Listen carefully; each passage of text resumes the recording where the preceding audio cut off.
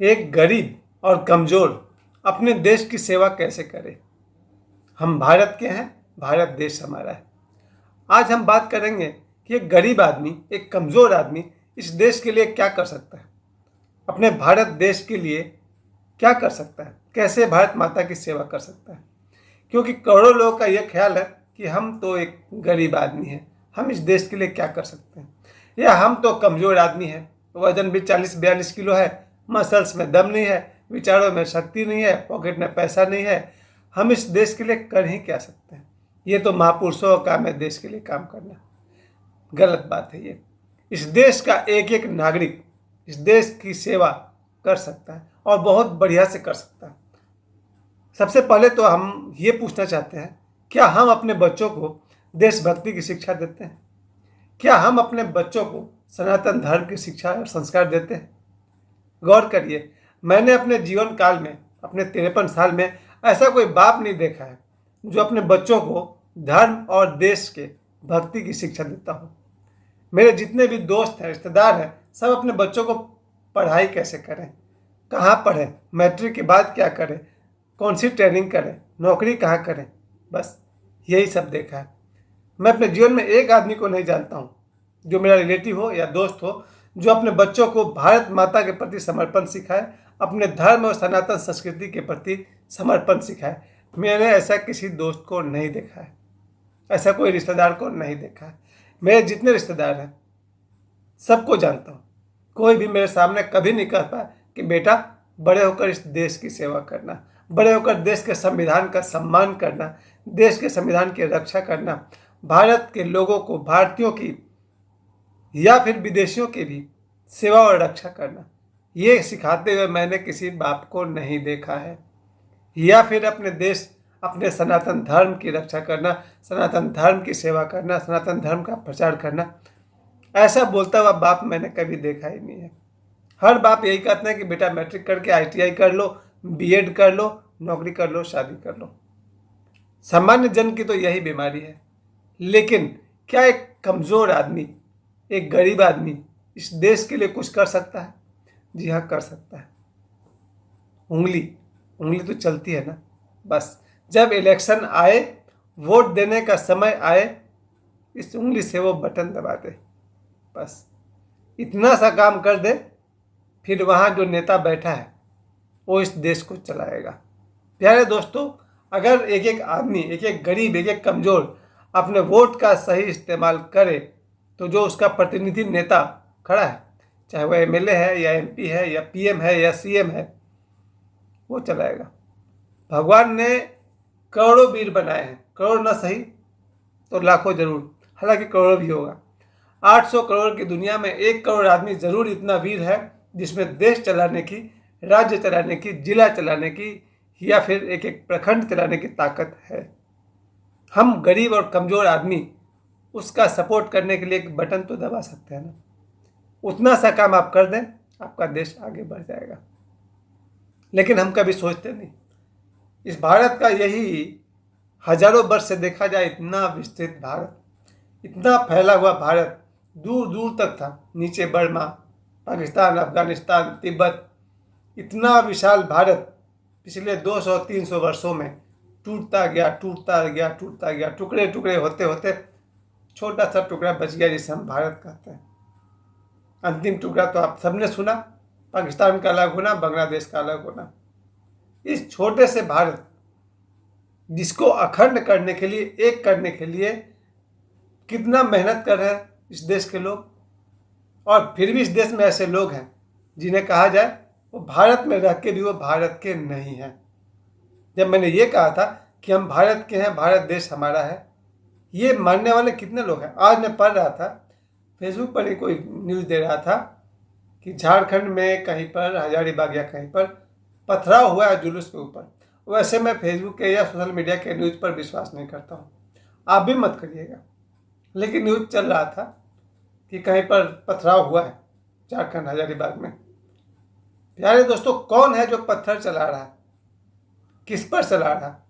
ये वही है जो इस बात को नहीं मानता है कि हम भारत के हैं, भारत देश हमारा है।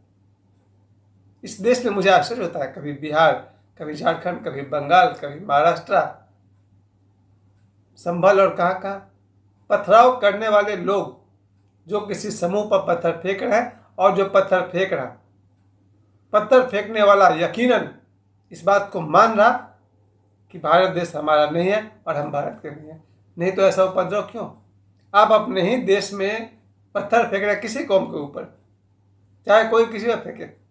अगर हिंदू वाले लोग मुसलमान पर पत्थर फेंक रहे हैं या मुसलमान वाले लोग हिंदू पर पत्थर फेंक रहे हैं, एक बात तो पक्का है कि उन्होंने ये मान लिया कि हम भारत के नहीं है, भारत देश हमारा नहीं है। अगर हर बच्चा इस बात को सीखे अपने माता पिता से कि हम भारत के हैं, भारत देश हमारा है, वो क्यों किसी जुलूस पर पत्थर फेंकेगा? कल्पना कीजिए एक धार्मिक जुलूस जा रही हो या राजनीतिक जुलूस जा रही हो, जिसने पहला पत्थर मारा क्या सीखा उसने जिंदगी से, क्या सिखाया उसके माता पिता शिक्षक ने? यही भारतीय हो, यही भारत के हो, भारत देश को अपना समझते हो, फिर पत्थर कैसे फेंक दिया उसके ऊपर में? तो पहली कमजोरी तो ये दिखती है कि भारत में करोड़ों लोग ऐसे हैं जो भारत देश में रहकर, भारत देश की खाकर भारत को अपना नहीं मानते हैं। करोड़ों लोग हैं जो इसी देश में जन्मे, इसी देश में रहते हैं, इसी देश की खाते हैं, पर भारत को अपना नहीं मानते हैं। इन्होंने कभी ये सीखा ही नहीं कि हम भारत के हैं, भारत देश हमारा है। इसलिए हर घर से एक एक नौजवान भी अगर इस बात को ठान ले कि भारत हमारा लक्ष्य है, भारत को आगे बढ़ाना हमारा लक्ष्य है, और कभी मत देखिए कि दूसरे क्या कर रहे हैं, आप अपने आप को देखिएगा। मेरा जहाँ तक प्रयास चलता है, मैं अपने दोनों बच्चों को जब भी कोई बात की जानकारी मुझे होती है, चाहे न्यूज़ से या अखबार से, मैं बच्चों को रेफर करता हूँ कि देखो इसको, इस जीवन का पहला लक्ष्य अगर देश सेवा हो तो भी कम है, और होना भी चाहिए। जिस देश में हमने जन्म लिया, जो देश हमको रहने का आश्रय दिया, हमें जिस देश में रह करके हमने शिक्षा पाया, रोटी पाया, उस देश की सेवा हमारा पहला कर्तव्य है। कम से कम मैंने अपने दोनों बच्चों को हमेशा सिखाया कि देशभक्ति पहला कर्तव्य है।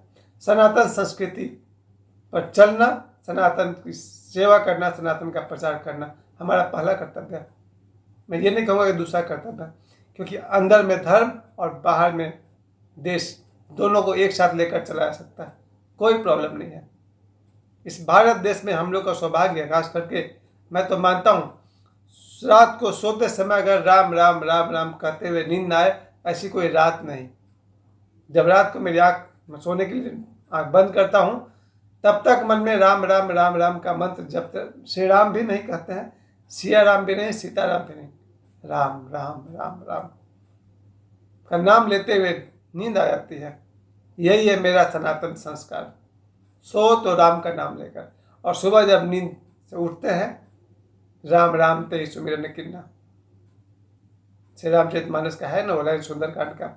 सुबह होती है तो राम का नाम लेकर होती है। ये है हमारा सनातन धर्म। सुबह उठते ही अपने समस्त देवी देवताओं को, बजरंगबली द इंटरनेशनल फाइटर, उनको प्रणाम करके मेरी सुबह शुरू होती है। अपने सभी आध्यात्मिक गुरुओं को, ओशो हैं, देवड़ा बाबा हैं, मेरे लेटेस्ट और नौजवान गुरु बाबा बागेश्वर, इन सब को प्रणाम करके मेरी सुबह होती है। और सुबह ही मैं तय करता हूँ कि ये जीवन, ये देश को समर्पित है।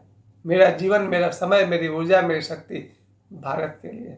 भारत का सम्मान करूँगा, भारत के संविधान के सम्मान करूँगा, भारत के कानून व्यवस्था के सम्मान करूँगा। भारत हमारा विकसित हो, भारत हमारा आगे बढ़े, उसके लिए ये हमारा जीवन समर्पित है। यही बात सभी भारतीयों को, अपने बच्चों को समझना चाहिए। गलत नहीं करो। पहले से भारत में इतना गलत हो चुका है कि इसको ठीक करने में ही लग गया 100-200 साल। देश को आज़ाद हुए आज 75 साल से ऊपर हो गया, पर देश में जो मजबूती आनी चाहिए वो अब आनी शुरू हुई है। हम सबका ये पहला कर्तव्य है, अपने बच्चों को देशभक्ति सिखाएं, उनके अंदर ये बात जगाइए हम भारत के हैं, भारत देश हमारा है। और अपने बच्चे को सनातन के प्रति सम्मान सिखाइए। सनातन क्या है उसे बताइए। मैं तो मान ही नहीं सकता किसी सनातनी का बच्चा सुबह उठ करके स्नान करके हनुमान चालीसा का पाठ नहीं करता हो। अगर ऐसा है कि आपका बच्चा, आप अगर सनातनी है और आपका बच्चा सुबह या दोपहर स्नान करके हनुमान चालीसा पाठ नहीं करता है, मुझे आश्चर्य होगा अगर ऐसा नहीं करता है तो। जिस सनातनी के घर में श्री रामचरित मानस न हो और आपका बच्चा 2-4 चौपाई नहीं पढ़ता हो, मैं मान ही नहीं सकता हूँ। हम मनुष्य हैं, हम भारतीय हैं, हमें बहुत गर्व से कहना है, यही हमारा अधिकार है और ये हमारा कर्तव्य है कि हम भारत के हैं, भारत देश हमारा है। धन्यवाद।